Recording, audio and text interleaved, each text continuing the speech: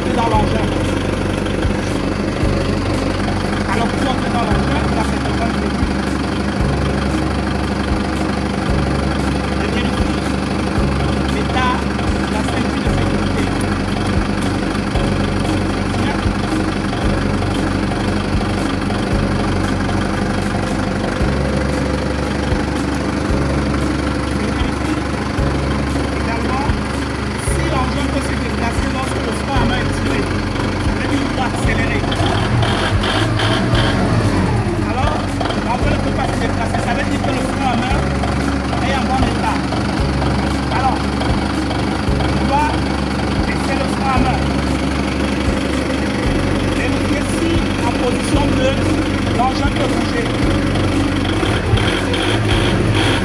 L'engin ne peut pas bouger en position 2. Alors, il faut avancer. Transmission avant. C'est bon.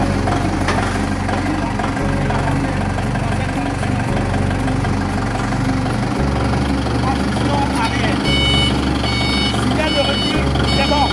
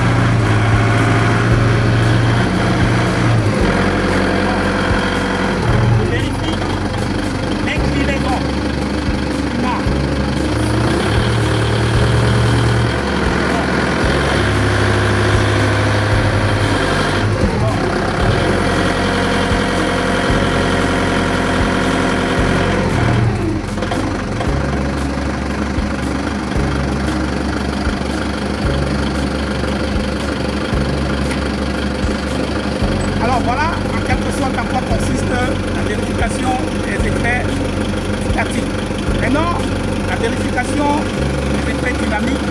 Là, c'est plus compliqué parce qu'il faut une charge d'essai. Alors, une charge d'essai, on va suspendre à une certaine hauteur et on va attendre pour un certain nombre de temps. Et ensuite, on va voir si les bearings perdent la pression ou non. Ce que nous ne pouvons pas faire à cet instant. Voilà en gros en quoi consiste la vérification d'un équipement de levage comme un charret élévateur. Les inspecteurs doivent être des opérateurs. Je dirais pas forcément. L'inspecteur se fait toujours accompagner par un opérateur. Ce que l'inspecteur doit connaître, c'est le fonctionnement de l'engin.